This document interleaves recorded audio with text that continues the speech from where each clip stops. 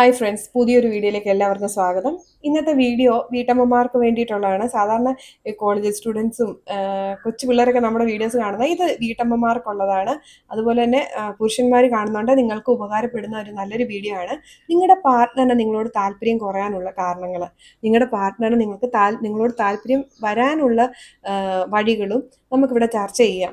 ഇവിടെ നിങ്ങളുടെ പാർട്ട്ണറിന് മറ്റേതെങ്കിലും ബന്ധത്തിലേക്കൊക്കെ പോകുന്നുണ്ടോ, ഇങ്ങനെയുള്ള കാര്യങ്ങളാണ് നമ്മൾ ചർച്ച ചെയ്യുന്നത്. ഭർത്താവുമായിട്ട് എന്തെങ്കിലും പ്രശ്നങ്ങളിലൊക്കെ അല്ലെങ്കിൽ ഭാര്യയുമായിട്ട് പ്രശ്നങ്ങളിലാണ് നിങ്ങളെങ്കിൽ ഇന്നത്തെ ഈ വീഡിയോ നിങ്ങൾക്ക് ഒരുപാട് ആശ്വാസം തരുമെന്നുള്ള കാര്യത്തിൽ ഞാൻ ഉറപ്പ് തരികയാണ്. ദയവായിട്ട് വീഡിയോ സ്കിപ്പ് ചെയ്യാതെ മുഴുവനും കാണാനായിട്ടുള്ള ക്ഷമ കാണിക്കണം കേട്ടോ. ഇന്ന് നമ്മൾ പ്രധാനമായിട്ട് ഈ പറയുന്നതെന്ന് പറഞ്ഞാൽ, ഭർത്താവിന് എന്നോട് പഴയ പോലെ സ്നേഹമില്ല, ഭർത്താവ് എന്നെ സ്നേഹിക്കുന്നില്ല, എൻ്റെ ഭാര്യ വേറൊരാളുമായിട്ട് സംസാരിക്കുന്നുണ്ടോ എന്ന് എനിക്കൊരു ഡൗട്ടുണ്ട്. ഇതിനൊക്കെ നമുക്ക് പരിഹരിക്കാം. ഒരു പരിധി വരെ ഞാൻ പറയുകയാണ്, ഈ വീഡിയോയിൽ നിന്ന് നിങ്ങൾക്കൊരു 80% പ്രശ്നം നിങ്ങളുടെ പരിഹരിക്കാൻ പറ്റും എന്നുള്ള കാര്യം ഞാൻ ഉറപ്പ് നൽകുകയാണ്. പ്രധാനമായിട്ട് ഞാൻ എൻ്റെ കുറച്ച് ഫ്രണ്ട്സുമായിട്ട് സംസാരിച്ചപ്പോൾ ഞാൻ പലരോടും വഴക്കിടേണ്ടതായിട്ട് വന്നു, വഴക്ക് പറയേണ്ടതായിട്ട് വന്നു.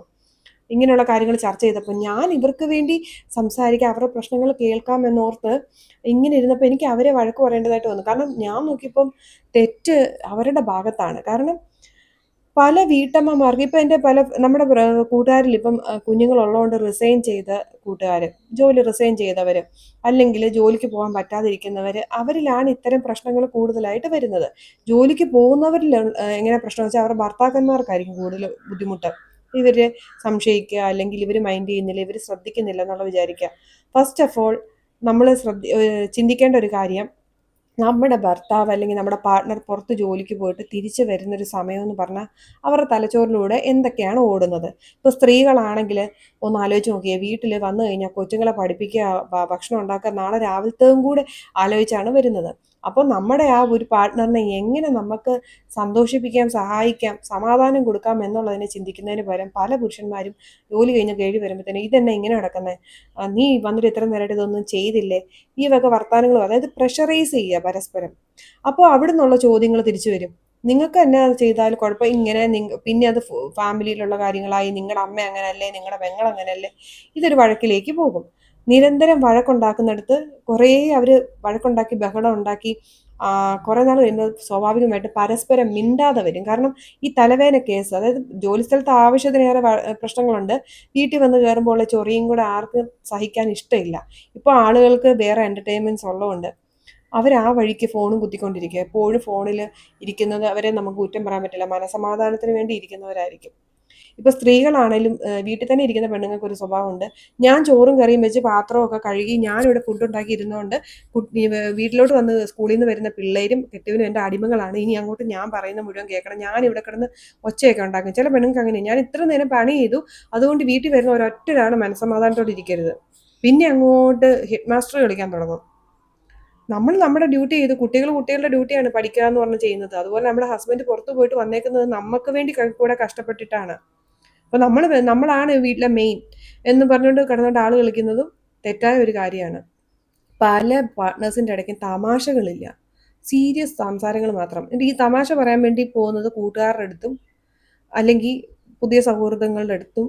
അല്ലെ അത് ചില ഈ കേൾക്കുന്ന ആൾക്ക് തമാശ ആസ്വദിക്കാനുള്ള കഴിവില്ലെങ്കിൽ നമുക്ക് പറയാനും തോന്നത്തില്ല. ചില ഭാര്യമാരുണ്ട്, എന്തെങ്കിലും പറഞ്ഞു കഴിഞ്ഞാൽ അതേ പിടിച്ച് തൂങ്ങി വഴക്കിടും. അപ്പം അങ്ങനെയുള്ളവരുടെ അടുത്ത് വാ തുറക്കാൻ പേടിയായിരിക്കും. പിന്നെ ഭാര്യയും ഭർത്താവും ഒരുമിച്ചിരിക്കുമ്പോൾ ഒരിക്കലും ചെയ്യാൻ പാടില്ലാത്ത കാര്യമാണ് ഭർത്താവിൻ്റെ വീട്ടുകാരുടെ കുറ്റം അങ്ങോട്ട് പറയാം, അല്ലെങ്കിൽ ഭാര്യയുടെ വീട്ടുകാരുടെ കുറ്റം പറയാം. ആർക്കും ആരുടെയും കൂടപ്പിറപ്പുകളുടെയും തള്ളയുടെയും കുറ്റം കേൾക്കാൻ ഇഷ്ടപ്പെടുന്നതല്ല. അതാണ് മനഃശാസ്ത്രം. അതുകൊണ്ട് കഴിവതും ഒഴിവാക്കുക. അല്ലാതെ പറയുന്ന ഒരു തഞ്ചത്തിൽ പറയാൻ പഠിക്കണം. അവർക്ക് ഹർട്ട് ചെയ്യാത്ത രീതിയിൽ ആവശ്യമുള്ളിടത്താണ് മാത്രം അത് സംസാരിക്കണം. കാരണം അവനവൻ്റെ കൂടപ്പിറപ്പുകൾ വലുതാണെന്നുള്ള, അമ്മയും അച്ഛനും വലുതാണെന്നുള്ള ബോധ്യത്തോട് വേണം നമ്മൾ സംസാരിക്കാൻ. നമുക്ക് പറയേണ്ട ഒരു കാര്യമാണ് പറയാം, പക്ഷെ അത് പറയേണ്ട ഒരു രീതിയുണ്ട്. അവർക്ക് ഹർട്ട് ചെയ്യരുത്. അവരൊരിക്കലും അത് മറക്കുകയില്ല. അവരുടെ പേരൻസിനെ പറഞ്ഞ കാര്യമൊന്നും അവരൊരിക്കലും മറക്കുകയില്ല. അതുപോലെ തന്നെ പല സ്ത്രീകളും ചെയ്യുന്ന സെക്സ് ജോക്കുകൾ പറയുകയില്ല. ശൃംഗരിക്കാൻ അറിഞ്ഞുകൂടാ. എന്നെ ഇതൊന്നും പഠിപ്പിച്ചല്ല എൻ്റെ അച്ഛനമ്മ, അത് പഠിപ്പിക്കുകയൊന്നും വേണ്ട. നമുക്ക് നമ്മുടെയൊക്കെ ഇടയിൽ കുഞ്ഞുങ്ങൾ ഉണ്ടായിട്ടുണ്ടെങ്കിൽ അത് വെറുതെ ഉണ്ടായതല്ലല്ലോ, നമ്മളെല്ലാവരുടെയും കൂടെ സഹകരണത്തിൽ ഉണ്ടായതല്ലേ. അപ്പോൾ ശൃംഗാരവും സ്നേഹവും പ്രണയവും സെക്സ് ജോക്കുകൾ, അഡൽട്ട് ജോക്കുകൾ, തമാശകളൊന്നും ഭാര്യ ഭർത്താക്കന്മാരും മിക്കവരും അങ്ങോട്ടും ഇങ്ങോട്ടും പറയുകയില്ല. അതൊക്കെ എന്തോ ഒരു വലിയ തെറ്റായിട്ടാണ് കാണുന്നത്. എന്നിട്ട് പറയുന്നവർ സകല സിനിമയും കാണും, സീരിയലും കാണും. ഇതിനകത്തൊക്കെ എന്താ വരുന്നത്? ഇതിനകത്തൊക്കെ ഇപ്പം എന്താ പറയുന്നത്? തമാശകൾ, അല്ലാത്ത തമാശകൾ നിങ്ങൾ കേൾക്കുമല്ലോ. ഇപ്പോൾ കോമഡികളിലൊക്കെ, കോമഡി പരിപാടികളിലൊക്കെ എന്തൊക്കെ അർത്ഥം വെച്ച സംസാരങ്ങളുണ്ട്, അതൊക്കെ നിങ്ങൾക്ക് ആസ്വദിക്കാം. പക്ഷെ സ്വന്തം പാർട്ട്ണറിനോട് അത്തരത്തിലുള്ള സംസാരങ്ങൾ, അത് പ്രണയത്തിൻ്റെ ഒരു ഭാവം തന്നെയാണ്. ഇത് ഭാര്യയും ഭർത്താവും തമ്മിൽ അത്തരം ജോക്സുകളൊക്കെ പറയുന്നത്, പരസ്പരം അങ്ങനെയുള്ള കാര്യങ്ങൾ പറഞ്ഞ് ത്രസിപ്പിക്കുന്നതൊക്കെ, ഇതൊന്നും ഇല്ല.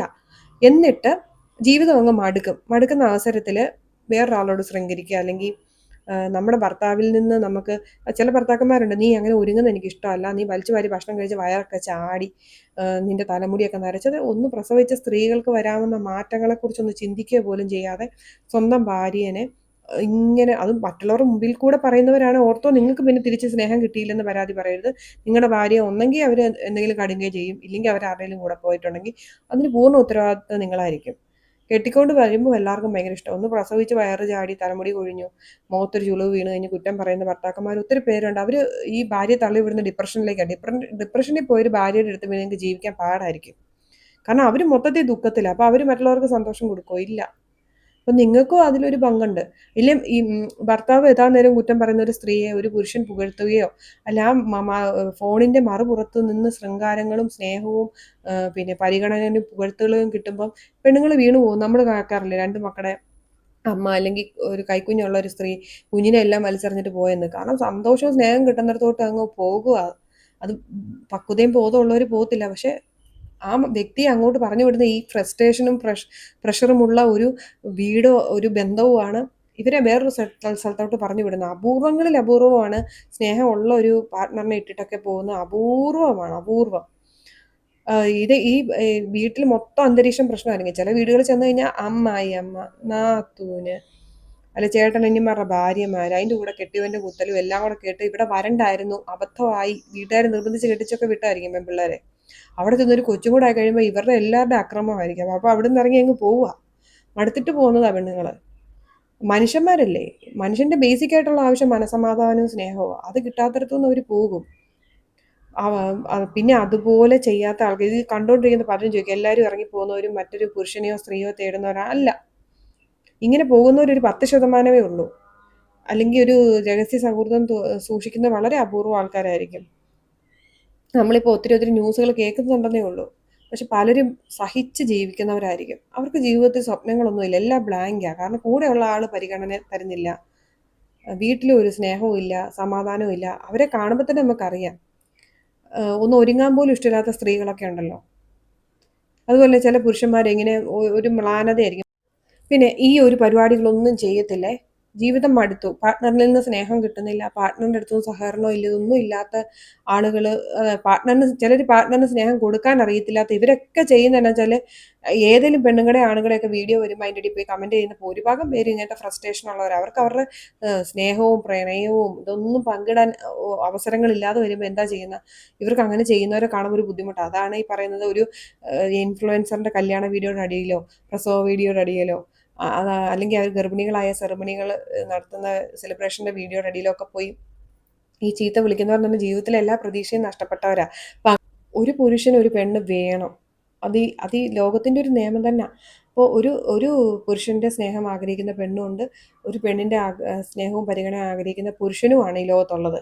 അപ്പോൾ അത് സ്വന്തം പാർട്ട്ണറിൽ നിന്ന് ഒരു തരത്തിലും കിട്ടാൻ വഴിയില്ല. പിന്നെ എന്തോ ചെയ്യും? ഈ ഭൂരിഭാഗം അഭീതങ്ങളും ഉണ്ടാകുന്നത് അങ്ങനെയുള്ളിടത്തു നിന്നാണ്.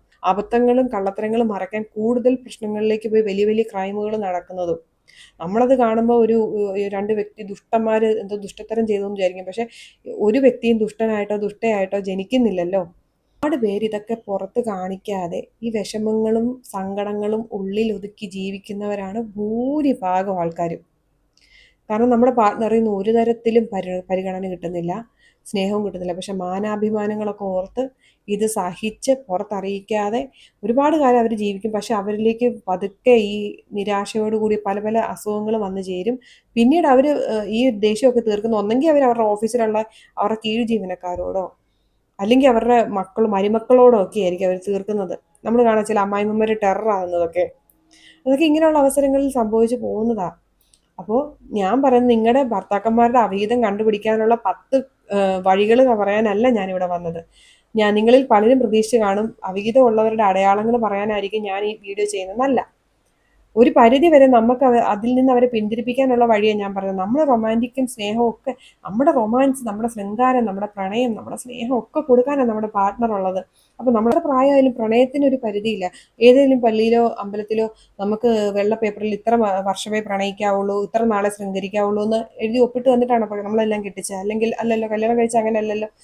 പ്രണയം നിറച്ചാലേ ഉള്ളൂ ആ പ്രണയം അവിടെ നിൽക്കുകയുള്ളൂ.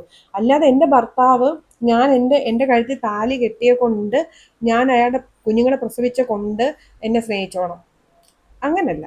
ഞാൻ അയാളുടെ വീട്ടിൽ മുഴുവൻ ജോലിയും ചെയ്തില്ല, പിന്നെ എന്നെ സ്നേഹിച്ച എന്നാണ്? നിങ്ങൾ അയാളുടെ കുഞ്ഞുങ്ങളെ പ്രസവിച്ചെങ്കിൽ കുഞ്ഞുങ്ങളെ അയാൾ നോക്കും, അതിന്റെ ചെലവ് വഹിക്കും. നിങ്ങൾ അയാൾക്ക് ജോലി ചെയ്യുന്നുണ്ടെങ്കിൽ അയാൾ പോക്കറ്റ് മണി തരും. നിങ്ങൾ അയാളെ സ്നേഹിച്ചാലേ അയാൾ തിരിച്ച് സ്നേഹം തരുള്ളൂ. അല്ലാതെ ഇവൾ എൻ്റെ കുഞ്ഞുങ്ങളെ പ്രസവിച്ച് വീട്ടിലെ എല്ലാ ഇതും ചെയ്യുന്നതല്ല റൊമാൻറ്റിക് ആകാമെന്ന് വിചാരിക്കുമോ? തിരിച്ചൊരു സഹകരണം ഇല്ലാത്തൊരു സ്ത്രീയോട് എങ്ങനെ റൊമാൻറ്റിക് ആകാനാ?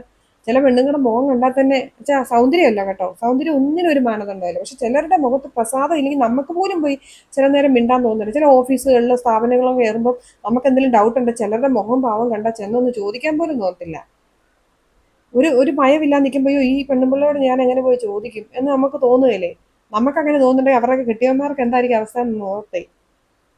എന്ന് പറഞ്ഞാൽ ഇപ്പോൾ വേണേൽ സെക്സും പ്രണയവും ശൃംഗാരവും സ്നേഹവും ഒക്കെ നിറഞ്ഞതായിരിക്കണം നമ്മുടെ കുടുംബജീവിതം. ഇതൊന്നും ഇല്ലാതെ എൻ്റെ പാർട്ട്ണർ എന്നെ വിട്ടു പോകല, എൻ്റെ അടിമയാ, ഇങ്ങോട്ട് വാ ചേട്ടാന്ന് പറഞ്ഞാൽ ആ ചേട്ടൻ വരത്തുമില്ല. അല്ലെങ്കിൽ എൻ്റെ പെണ്ണുമ്പിള്ള എന്നെ മാത്രം ഓർത്തോണ്ടിരിക്കണം. പക്ഷെ ഞാൻ ഭയങ്കര പുള്ളിയാ, എൻ്റെ അധികാരത്തിലാണ് വീട്ടിലെ മൊത്തം ആൾക്കാർ നടക്കുന്നത്. ഞാൻ പറഞ്ഞിട്ട് അവർ തുമ്മാവുള്ളൂ. ഞാൻ എനിക്ക് ഇഷ്ടമുള്ള ഡ്രസ്സ് ഇടാവുള്ളൂ. പക്ഷെ ഞാൻ വലിയ പുള്ളി, എന്നെ മാത്രം സ്നേഹിക്കണം വെച്ചാൽ ഒരാണുങ്ങളെ ഒരു പെണ്ണ് സ്നേഹിക്കത്തുമില്ല. സ്നേഹം കിട്ടുന്നിടത്തോട് പെണ്ണുങ്ങൾ പെട്ടെന്ന് ചാഞ്ഞു പോകും. നിങ്ങളെ വെറുത്തെങ്കിലും പോകും. അവർ വേറെ ആളുടെ പുറകെ പോകണമെന്നില്ല. ചിലപ്പോൾ നിങ്ങളെ വെറുത്തു പോകും. നിങ്ങൾ അയ്യോ ഈ മനുഷ്യൻ ഇവിടെ ഇല്ലായിരുന്നത് നല്ലതായിരുന്നു, അയ്യോ എങ്ങനെ വരുന്നുണ്ടല്ലോ എന്നെങ്കിലും ഓർത്തു പോകും. പ്രണയത്തിന് ഭയങ്കര ഒരു, നിങ്ങൾ പ്രണയിച്ച് തുടങ്ങിക്കേ, എന്ത് രസമാണെന്ന് അറിയാം. നമ്മൾ ചുറ്റിനുമുള്ള, നമുക്ക് പ്രായം പോകുന്നത് പോലും നമ്മൾ അറിയില്ല. ഓരോ വർഷം കടന്നു പോകുന്നത് അറിയത്തില്ല. നമുക്ക് എന്തുകൊണ്ട് നമ്മുടെ സാമ്പത്തിക ബുദ്ധിമുട്ടും ഒക്കെ ഓർമ്മ വരുന്നത് വെറുതെ ഇരിക്കുമ്പോൾ നമ്മുടെ മനസ്സിൽ പ്രണയവും സന്തോഷവും ഒന്നും ഇല്ലാത്തതുകൊണ്ടല്ലേ. അപ്പോൾ നിങ്ങൾ പ്രണയിച്ച് നോക്കും പരസ്പരം. നമുക്ക് പിന്നെ ഈ നിയമം അനുവദിച്ച് തന്ന, നമ്മുടെ വീട്ടുകാരനുവദിച്ച് തന്ന നമ്മുടെ പ്രണയം നമ്മുടെ വീട്ടിൽ തന്നെ ഉണ്ടല്ലോ. അപ്പോൾ നമുക്കതിൽ സന്തോഷം കണ്ടെത്താൻ പറ്റിയ അതിലും വലിയൊരു വീഞ്ഞ് വേറെയില്ല, അതിലും വലിയൊരു ലഹരി വേറെയില്ല. പ്രായമൊക്കെ നമ്മൾ അറിയത്ത് പോലുമില്ല. നമുക്ക് പ്രായം എന്നൊക്കെ ആരാ പറയുന്നത്? നിങ്ങളൊന്ന് പ്രണയിച്ച് നോക്കുക കേട്ടോ. അപ്പോൾ ഈ പ്രണയം ഇല്ലാത്തടത്താണ് ഭാര്യ ഭർത്താക്കന്മാർ തമ്മിൽ പ്രശ്നം വരുന്നത്. അതുണ്ടായി കഴിഞ്ഞാലുണ്ടല്ലോ, അതിനെക്കുറിച്ച് ചിന്തിക്കുക. അല്ലാതെ വീട്ടിലെ സാമ്പത്തികം, EMI, ഇപ്പം ഈ പറഞ്ഞ പോലെ കുട്ടികളുടെ പഠനം, പിള്ളേർ പഠിക്കുന്നില്ല, വീട്ടിലെ ജോലി തീരുന്നില്ല, ഇങ്ങനെയുള്ള കാര്യങ്ങളൊക്കെ ഒരു സൈഡ് മാത്രമാണ്. നമ്മുടെ സന്തോഷം, നമ്മുടെ സമാധാനം, ഇതാണ് നമ്മുടെ ജീവിതത്തിൽ മുഖ്യമായിട്ട് വേണ്ടത്. മറ്റേതൊക്കെ ഇതിനെ നിലനിർത്താൻ വേണ്ടിയിട്ടുള്ള ചെറിയ ചെറിയ ഫാക്ടേഴ്സ്, അതൊക്കെ അതിൻ്റെ വഴിക്ക് നടന്നു പോയിക്കോളും കേട്ടോ. അപ്പോൾ എല്ലാവരും ഹാപ്പി ആയിട്ടിരിക്കുക. ആദ്യമായിട്ട് വീഡിയോ കാണുന്നവർ സബ്സ്ക്രൈബ് ചെയ്യാൻ മറക്കരുത്. നല്ല വീഡിയോ എന്ന് തോന്നിക്കഴിഞ്ഞാൽ ഹൈപ്പ് കൊടുക്കണം കേട്ടോ. അപ്പം ഈ വീഡിയോ ഇഷ്ടപ്പെട്ടവരോട് പറയാം, ഇതുപോലെ കുഞ്ഞുങ്ങളെ സംബന്ധിച്ചുള്ള വീഡിയോ, നമുക്ക് ജോലികൾ എളുപ്പമാക്കാനുള്ള വീഡിയോ, അതുപോലെ തന്നെ നമ്മുടെ സൗഹൃദങ്ങളിൽ സൂക്ഷിക്കേണ്ട കാര്യങ്ങൾ, നമ്മൾ ആളുകളോട് പറയാൻ പാടില്ലാത്ത കാര്യങ്ങൾ, ഇങ്ങനെ ഒരുപാട് കാര്യങ്ങളെക്കുറിച്ച് എനിക്ക് അറിയാവുന്നതൊക്കെ ഞാൻ വീഡിയോ ചെയ്തിട്ടുണ്ട്. അതൊക്കെ എൻ്റെ പിന്നെ ചാനലിലുണ്ട്. പിന്നെ കുറച്ച് നാൾ ബിഗ് ബോസിൻ്റെ റിവ്യൂ ചെയ്യുമായിരുന്നു, ഞാനത് നിർത്തി. പക്ഷേ ബിഗ് ബോസിൻ്റെ വീഡിയോസ് കയറി വരുവാണെങ്കിൽ സ്കിപ്പ് ചെയ്ത് വിട്ടേരും കേട്ടോ. അതെനിക്കും റിവ്യൂ ചെയ്യാൻ താല്പര്യമില്ല, അതുകൊണ്ട് ഞാൻ നിർത്തിയതാണ്. എനിക്ക് ഭയങ്കര മടുപ്പായിരുന്നു. അപ്പോൾ എന്നെ ഒരുപാട് സപ്പോർട്ട് ചെയ്യുന്നവരുണ്ട്, ഒരുപാട് നല്ല മെസ്സേജുകൾ എനിക്ക് സെൻഡ് ചെയ്യുന്ന ആൾക്കാരുണ്ട്. അവർക്കൊക്കെ ഒത്തിരി നന്ദി. നിങ്ങൾക്ക് എപ്പോഴും നല്ല ഹാപ്പി ആയിട്ടിരിക്കാൻ പറ്റട്ടെ, സന്തോഷമായിട്ട് നിങ്ങൾക്ക് ഇരിക്കാൻ പറ്റട്ടെ എന്ന് ഞാൻ പ്രാർത്ഥിക്കുന്നു. Thank you so much.